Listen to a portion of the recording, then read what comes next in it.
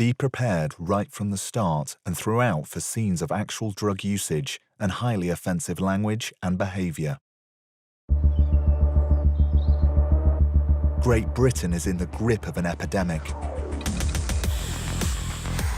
We are one of the world's biggest users of cocaine. Crikey, this is quite strong. With young British adults consuming more than double the European average. I'm about to party. It's like one of your 5 a day. These days, there's not a corner of the country where you can't get hold of the Class A drug. It doesn't matter where you are, you could buy cocaine. You know what I mean? Flick of the wrist, bro. From the couple snorting a gram with their Friday evening takeaway. Some people crack open a bottle of Beaujolais and we'll happily sat here and sniff a gram. To the Royal Mail delivering it straight to the front doors of tech-savvy teenagers. So I'll add to cart, and that's it, and it will come to you. This series lifts the lid on Britain's cocaine habit. Brought me right up. We get under the skin of those people who are buying, using and selling cocaine. The nation's partygoers. I've taken 5 lines and I'm happy days now. Your next-door neighbour. Gonna have some fun? And our school children. What do you think of the gear, guys? Fucking bang, bang. This is Cocaine Britain.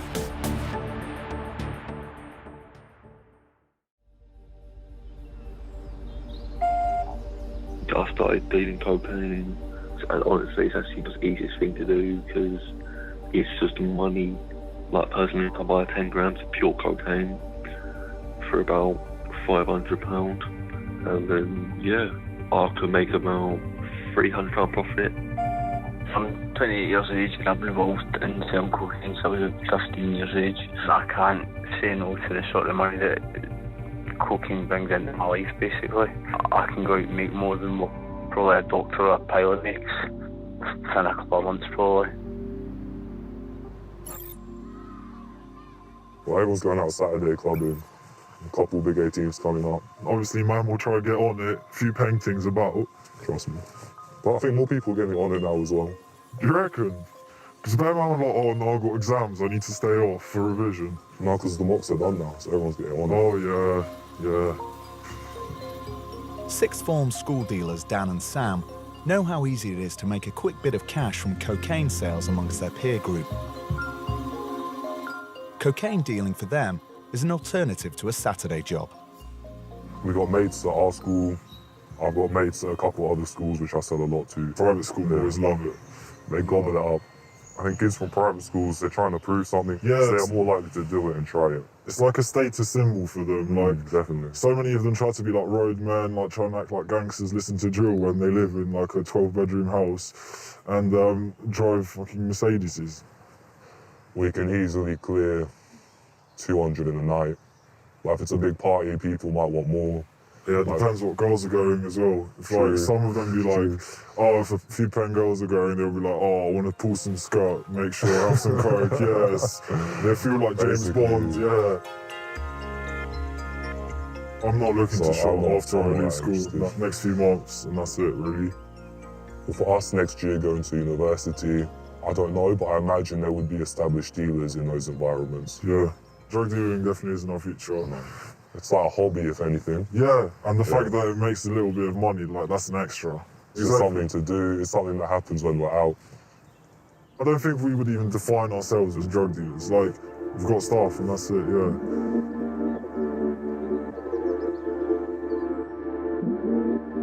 In today's Britain, the presence of cocaine has gone beyond the stereotypes of bankers and celebrities and now exists in the fabric of everyday life.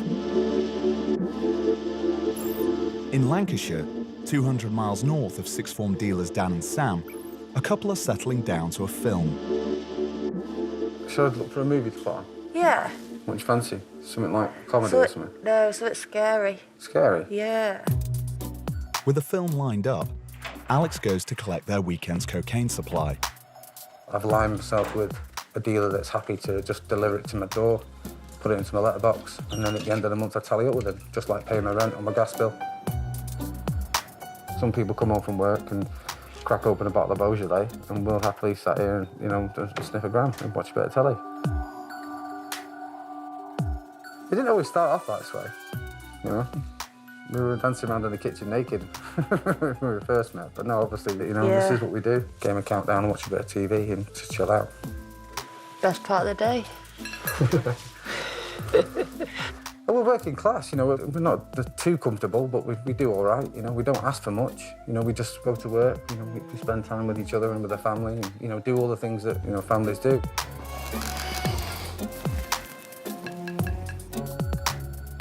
This is just our way of, well, blowing off some steam, you know. Yeah. We don't see any harm in what we do. Thank you very much. I think cocaine crosses all sorts of cultures and economic classes. There's young people who do it as part of a rite of passage of going out partying, and I think you've got people in their 30s, 40s and 50s who are doing it as part of going down to the pub or as part of a workplace. I don't think cocaine is particularly fussy about who uses it, and the ease of delivery now and access to coke is so simple that I think it doesn't take very much planning. I'm just a small-town girl, been around here all my life, just settled, happy living the life I live. When we first met each other, you said to me, didn't you? Yeah, I mean... Do you do drugs? You know, literally on our first date, it was, you know, we sort of tried to get the cat out of the bag. We explored different types of drugs, from ecstasy, ketamine, you know, speed. We've done them all together. And the one we always gravitate back to is cocaine, not so much because it's manageable, but because it's socially acceptable. For Fiona and Alex, getting cocaine is no different to picking up a pint of milk from the doorstep. It's part of their weekly routine. And it's not just today's users who are blurring the line between law-abiding and criminal activity. In Britain's stockbroker belt, another duo have recently started dealing to bring in some extra cash.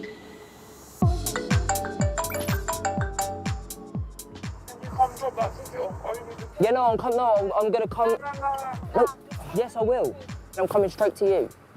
Oh, you babe. All right, sweet. Oh, right, I'll see you in a bit. All right, in a bit.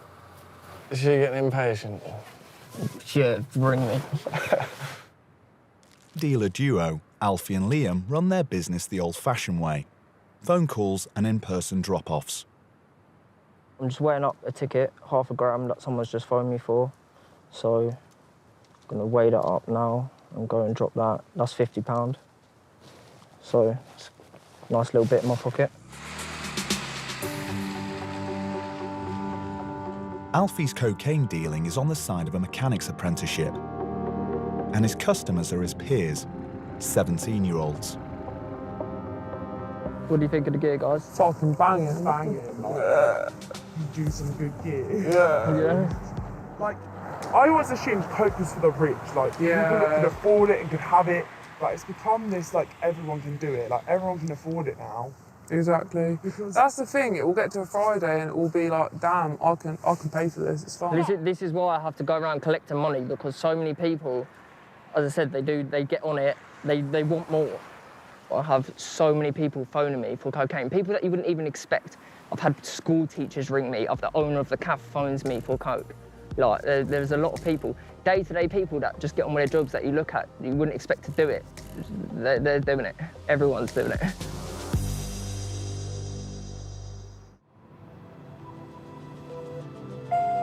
I've done a little bit of cocaine tonight and I'm feeling great. I quite like cocaine personally. It makes me feel happy. It makes me feel loved. I'm 20 years old. I sniff probably 3.5 grams of cocaine every weekend, and I've had a decent time doing it. Hi, so I moved to London 6 years ago and just was gobsmacked. It was all very casual. It was part of every party you went to. It was happening in every bar you went to. It was like wherever you were.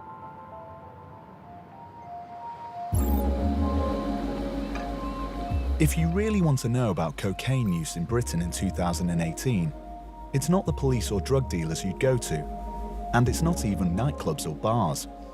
It's the sewers. If somebody takes a drug, once it passes through the body, it's flushed into our sewage network through our toilets. Effectively, the sewage treatment works allows us to get a real-time snapshot of what London's doing in a 24-hour period. In South London, Getting his hands dirty at one of the UK's largest wastewater plants is Dr. Leon Barron. Leon is one of only a handful of scientists in the UK with the know-how to test wastewater for traces of cocaine. This is raw, influent sewage, untreated, before it reaches the treatment process. So this is what comes down your loo.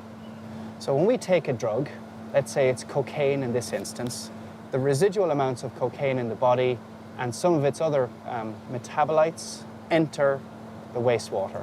And it joins here into this point where we can take a representative sample of several million people within a city in one bottle. The wastewater sample is from a regular Monday in January. The result will show whether cocaine, which is most commonly taken on weekends, has become an everyday drug in Britain today. So now we're going to take this sample back to the laboratory where it's going to be tested for cocaine. As Dr. Barron heads back to his laboratory in central London, up north, in Lancashire, regular users Fiona and Alex are halfway through their evening's cocaine. And their motivation for taking the Class A drug is very clear. When I take cocaine, it makes me feel uplifted and like I'm full of energy. I'm excited to do things. It just makes me feel good. It's not like I'm going to do it like to be naughty or anything like that. I love the drug, so I want it and I can get it. It's just as simple as that. We don't go out of our way to sort of be wreckheads, but at the same time, we do like to blow off some steam, and this is how we do it. Do you think your cocaine use is normal? I am not the average cokehead. I'm far from it. Reminded. We still go to the gym and things like that. We live a normal life in the daytime. Half of the people I know will have no idea what I do. Yeah, and if people realised just how much coke is in this country and what corners of it actually reaches, then people might just be a little bit less judgmental over the people that use it. We know the risks at the end of the day. We choose to take them. Fiona and Alex's cocaine use goes by unnoticed by most of the people they know and is part of the routine that makes up their normal life.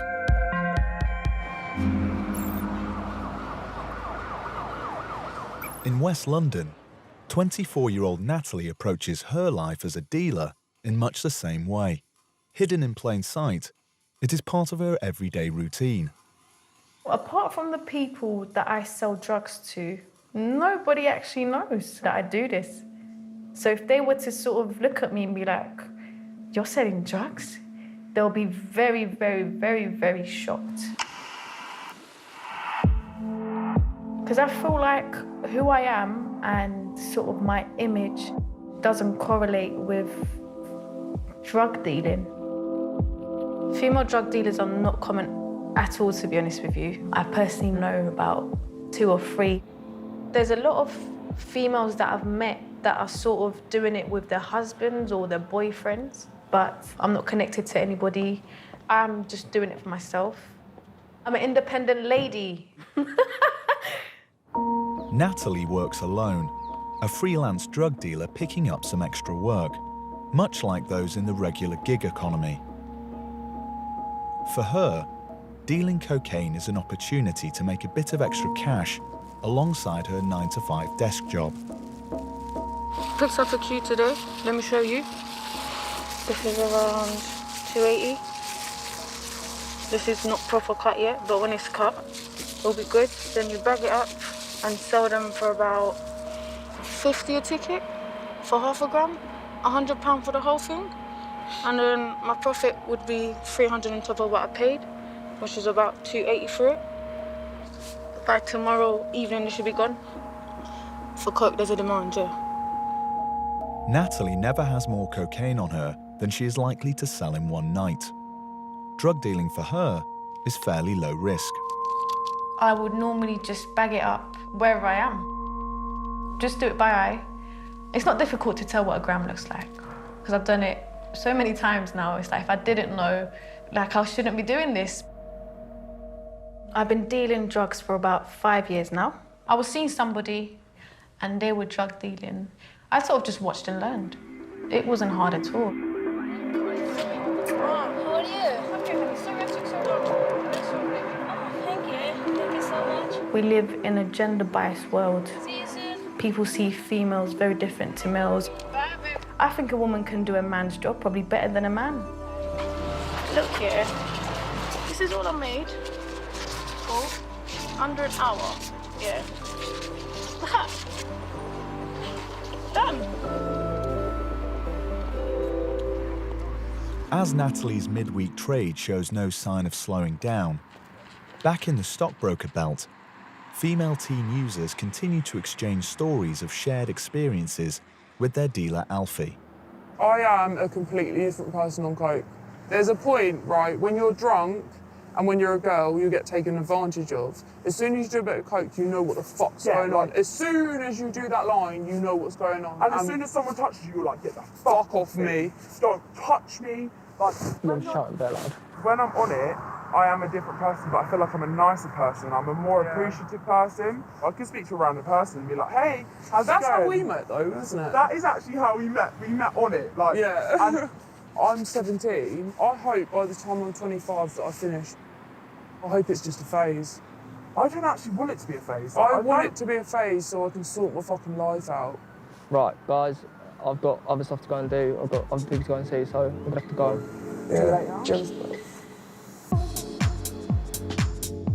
Teen dealer Alfie is heading back to meet his partner in crime, Liam, to continue with their night's sales. The reason we're dealing is to just put a bit of money in our pockets to move out of where we're living now and do something with our lives, because we haven't exactly got much going for us at the minute, but this will get us through.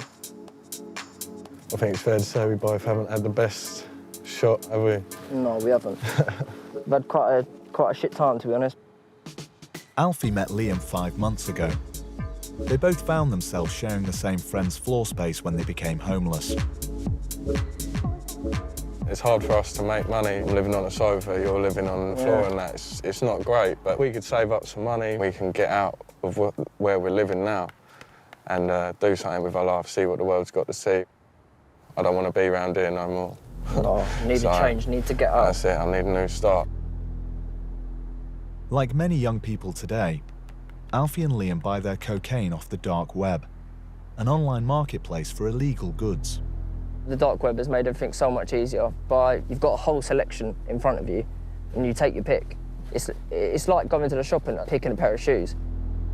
The thing with the internet is it just eliminates any risk. We don't have to meet nobody or nothing. You don't have to meet any scary people. You don't have to deal with like handing cash over and stuff. It's just simple. We started off with basically £200, and we're well over £1,500 now. We don't spend none of the money. It all gets saved, and then we'll pull it out when we need it. When we got enough, then we'll call it a day, and we'll do whatever we want to do from there. I mean, we're not trying to be anything special or do anything special. Yeah, we're not trying to be major drug lords or anything. This is literally just to save a bit of money up. Yeah.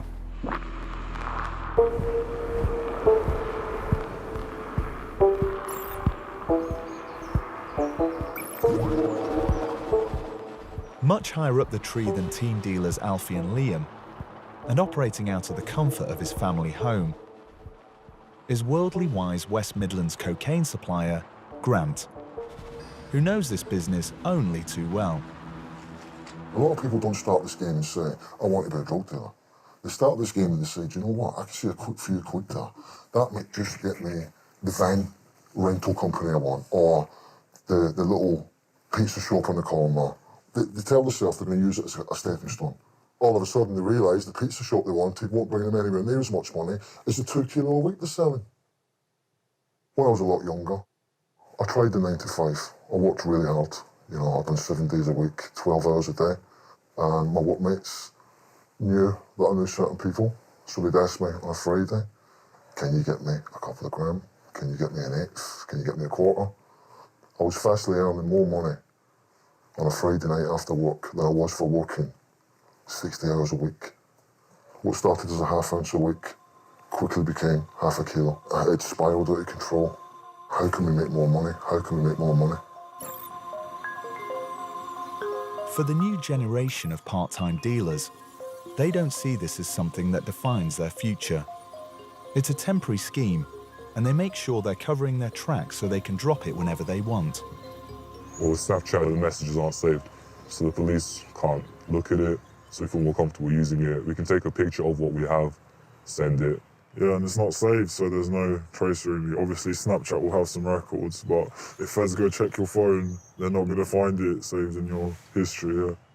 Typically, the more established dealers would use WhatsApp or normal texting. And for people our age, dealing, distributing drugs, I would certainly say that Snapchat is the way they would do it.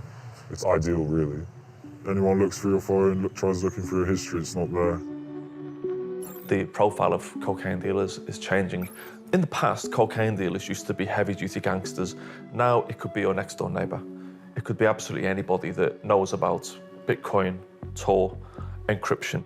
No one's ever been hurt off what we've done. We've never hurt anyone or ourselves.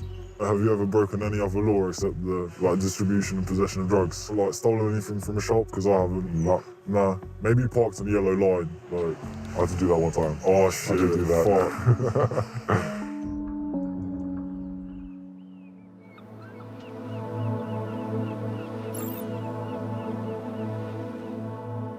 Worlds apart from the sixth form social media dealers is Grant. Grant is part of the traditional drugs network, which he was brought into 20 years ago by his mentor, Sean. This man got me out of a bit of hot water as a kid. He helped me out with a problem. He brought me into the operation because he seen my family was growing, and he understood that I was taking too much risk. I said, it's time to get out of here because people are seeing what you've got and they're getting jealous. Get out of here now. And he took my advice and he moved. And he hasn't looked back since. We've helped each other out on numerous occasions. In many different ways, business, family issues, financial problems, babysitting, we're there for each other, always. While Grant and Sean have bonded over the years through their work in the drugs trade, their paths into the industry were quite different. Myself, I grew up in Dublin, right? There was a heroin epidemic in Dublin when I was a child growing up. I was 11 years old, the first time I ever took heroin. As a child, Sean's only way of funding his drug habit was through robberies. When I was 16, I was earning 100 grand off a job. And then from the armed robberies, I was buying heroin, and then I became a major dealer in Dublin. But there's more money in cocaine than there is in heroin. When you're dealing with heroin, you're dealing with bottom feeders. With cocaine, you're dealing with a different clientele. And if you use your head, and if you're good to people, and not greedy, and not selfish, and not a bully, you'll be successful, very successful.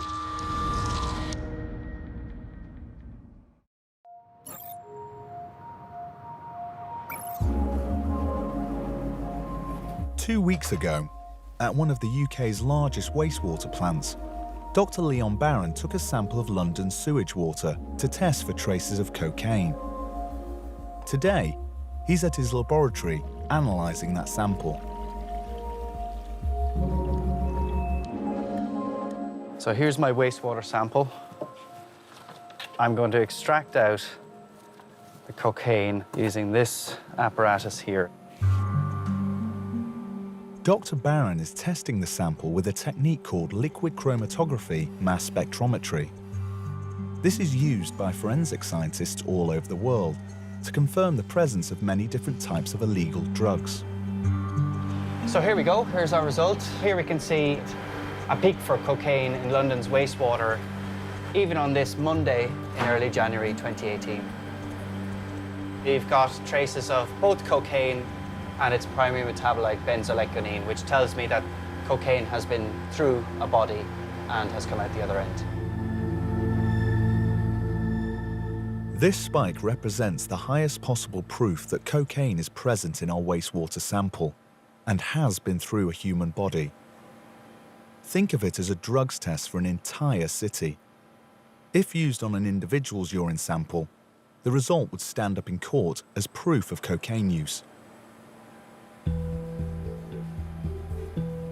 To put the result into context, Dr. Barron refers to the results of the last 6 years of tests.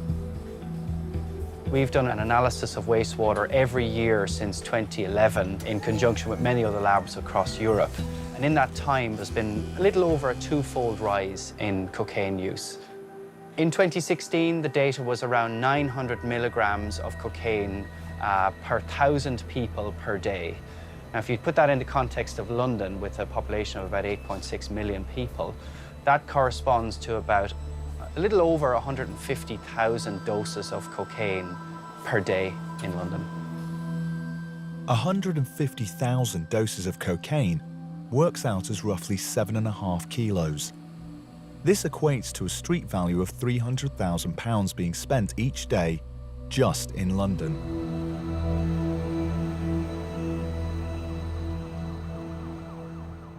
Whether a user or a dealer, the cocaine trade is active 24/7. 24-year-old Natalie's midweek rounds primarily service the female users of West London, and business is booming. I do not at all, in any way, shape or form, deal with anybody who I don't know, because for me the risk is too high. If I don't know you, I don't have your number, don't call me.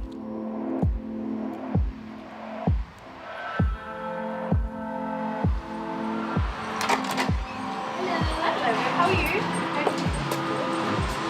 What your wife? Yeah. It's alright. Hey, Carly.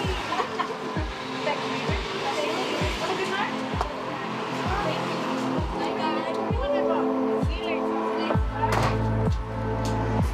I think females feel safer with another female selling them their drugs. Because sometimes men that deal with drugs and stuff can come across quite creepy. I think I am filling a gap in the market, yeah, definitely. Natalie's regular female clientele means she's in demand every night of the week. Hello, happy to meet. How are you? You okay? I'm good. Thank you. See you later. Have a good night shopping. So we're going out tonight. My girl's birthday. Cool. Had to get this for her. So a big 25 in that. Cost £200, but you know what I mean? It's not a thing. Gonna have some fun? Yes, yeah. Hopefully it'll last us the whole night. Yeah, it should do. It should hopefully. It usually does, doesn't it? When we say, yeah, we're gonna get back in them babes. I mainly sell drugs to women because I love women. I believe in girl power.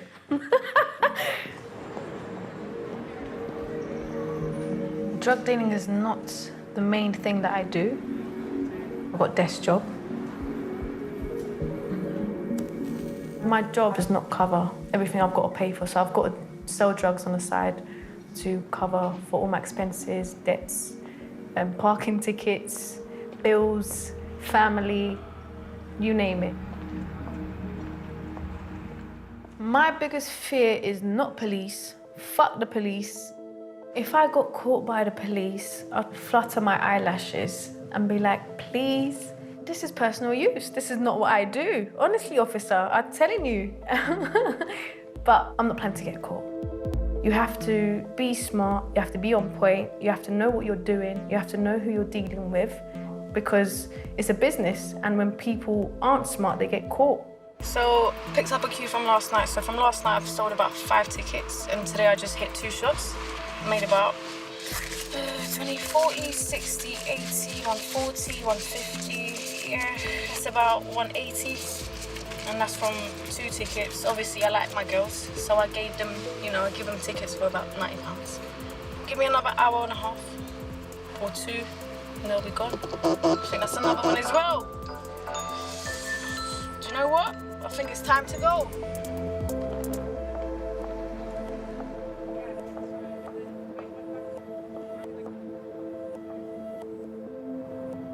Back in Lancashire and 4 lines deep, Fiona and Alex's evening is starting to wind down. This is why I like him being a coke, he treats me nice.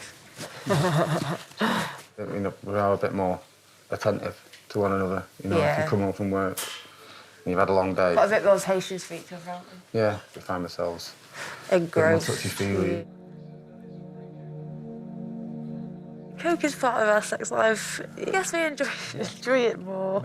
It's more intense. You can have your Wednesday night, cuddle on the sofa, or you can sniff a lot of beak and, have a real good time, And there's a difference. We do have moments where too much bizzle gets in the way of everything operating like it should do.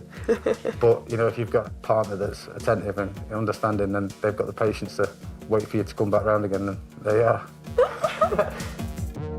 Yeah, ultimately we just like to, have our own little space, our own little piece of paradise. And that's what we've forged here. Living the dream, aren't we, baby?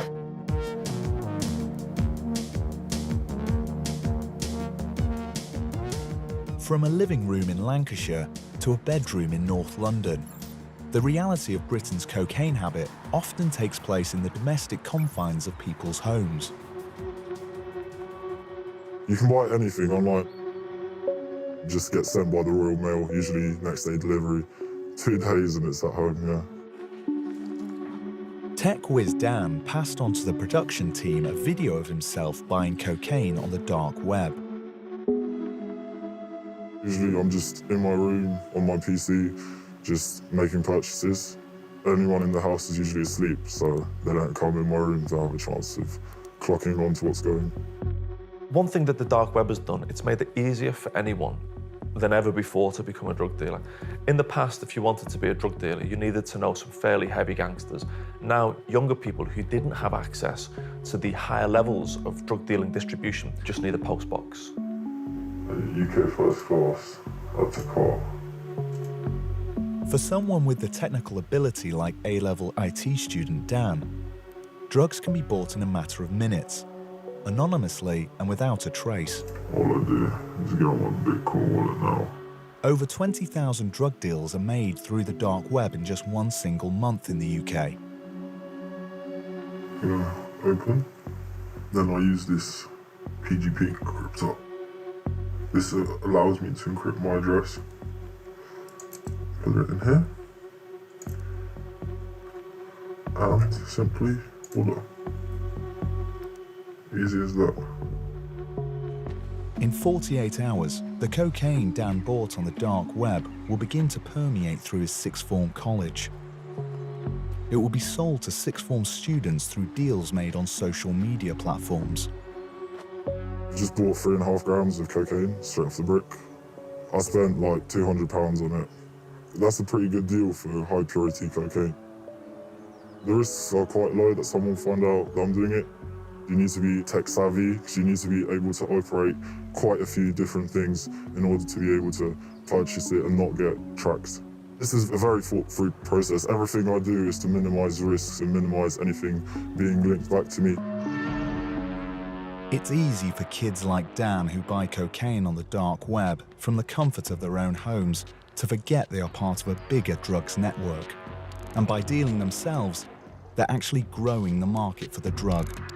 Of course, technically I am a criminal, but ethically, I do not believe what I'm doing is wrong.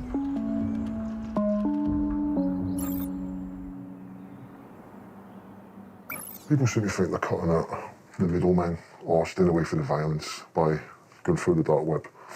They're kidding themselves, All they're doing is helping prop the dark web up and the violence in other areas.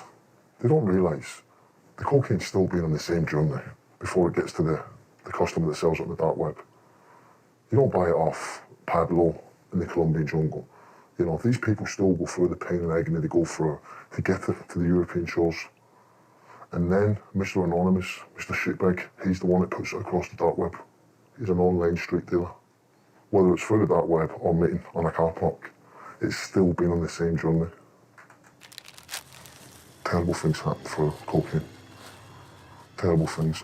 Greed gets involved because of the money involved, Maybe somebody gets sticky fingers, somebody that watches a safe house. Next thing they know, they've had the fingers cut off, or smashed with a hammer, or something a lot worse. I've been a cocaine user, seller, distributor, all of it. It's ruined my life, I must say. I'm financially rich, got over £100,000, and I'm not even 30, but my life is fucked up, I can't even go outside without worrying about the feds or somebody else gonna kill me or something like that. And I started selling it. It started off £70 a gram. But then if you take it, you're not making any money. So you take bits out of it and you start producing them with benzocaine and mixing them all up. It got that bad once that I started selling people benzocaine for £70 a gram. Start coming on to that, they'll come for you. If I don't stop taking it, I'm going to get myself in trouble, really. It's just fucking my life up. Despite the emergence of new technologies, traditional drugs networks still prevail in the UK. Gangsters with guns are still pulling the strings of the UK's drug trade. I'm what you would call guaranteed that bills are paid. This is a Tourier special, right? The good thing about revolver is it doesn't leave any casings behind. You leave no ballistics. Sean is a drugs debt enforcer. He's employed by Grant to chase up late payments from dealers who haven't paid for their cocaine supply. Violence is the last resort. The tactics I use normally work. If you use your head, people will pay you fucking money. Be fair with people, they will be fair with you. If you're a cunt to people, they will go out of their way to be a cunt to you. It's no use beating people and doing this, that, you know. The way to fucking do people is hit them in the pocket. Start costing the money. Tins of paint through the window, tins of paint over the car. Make the life a fucking misery to the point where it becomes more viable for them to give you the fucking money than have me turn up on the fucking roof of the car putting an extra Porsche. And like, does anybody want that? I don't want that. I've had blokes, hard men, Johnny Ten Bollocks, brought back to Ireland, chained up, bollock naked, in a pig pen, buckets of water fucked over them. The fetal position when they shit themselves and piss themselves, I'll say to them, this is it. You've got one last chance. I'm not even gonna ring you. You better ring me with that money ASAP fucking P. Here, have a banana sandwich, get that into you. And you know what? The money was paid.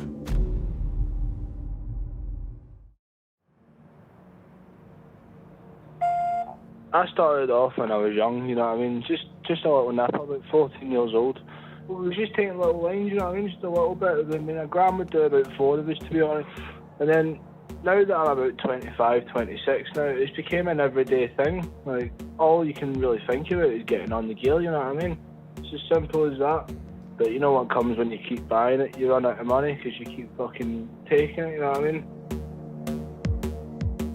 I think there is a belief in the UK that at the moment, cocaine is everywhere and it's just normal, it's what everyone does.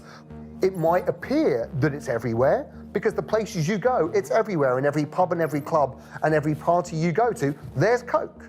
If you're out doing a gram every single Friday, you're probably in the top 5% of coke users in the UK. And you might be watching this going, but all my mates doing it. It's like, yes, they're also in the top 5%. We base normality on what we surround ourselves with. And not surprisingly, we hang around with people who like doing what we do.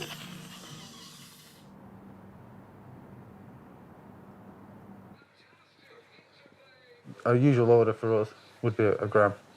But, you know, if it's a big night or we're going somewhere, then we'll probably get an eighth. I probably spend upwards of £500 a month.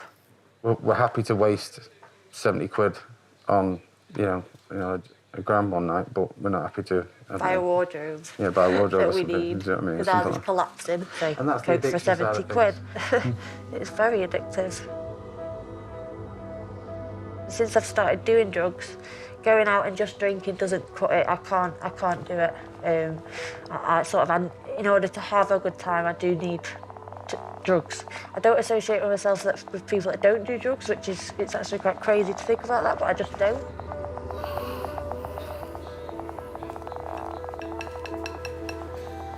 I'm not harming anybody else. I'm not putting anybody else at risk. It's my body, it's my nose, it's my brain, it's my life. I do what I want. What right has anybody got to judge us with that?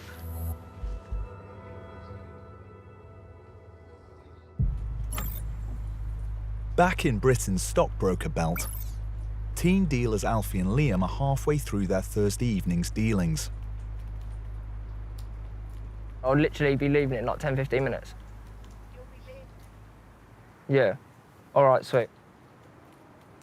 Some people you feel bad about, don't you? Yeah, some people I do think to myself, do you know what I mean? Like, sometimes I maybe should stop selling to you. Like, you're going a bit overboard now. I do say things to people. But if they don't get it from you, they're only going to get it from someone else, right? Exactly.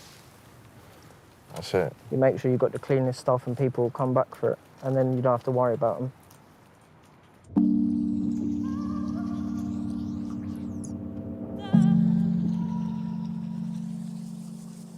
Alfie makes his final cocaine drop-off of the night.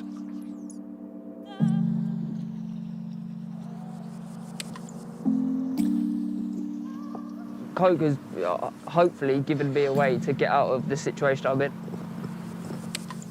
I want to carry on with mechanics, but obviously I want my own place. I need to get out of where I'm living now. There's so many things I need to do, and it all comes down to money. And now that I've got an opportunity to do something and get up there and be something, I'm going to do it, and this is the main way. This is a big money maker, and it's quick money, so it's not something I need to be in too long, hopefully.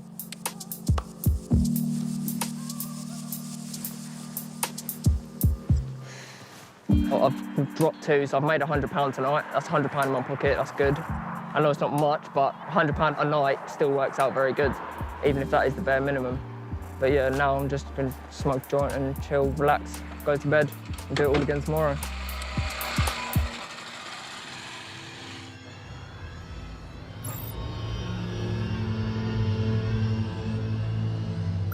Veteran cocaine supplier Grant and debt enforcer Sean were once in teen dealer Alfie's shoes and know only too well how the financial rewards of drug dealing can trap you within the criminal lifestyle. There's too much money involved in the cocaine business to let somebody else step into your shoes. This may sound strange. People become reliant on you. They don't want to go to a stranger and ask for a bag of cocaine. They don't know what they're getting sold.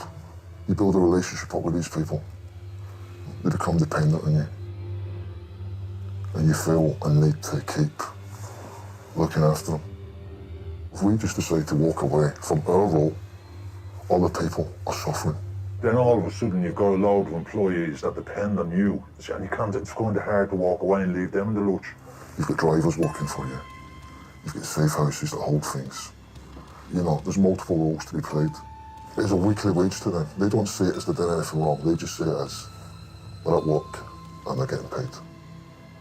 It's about loyalty, looking after your workers, keeping them happy, and they will stay loyal to you.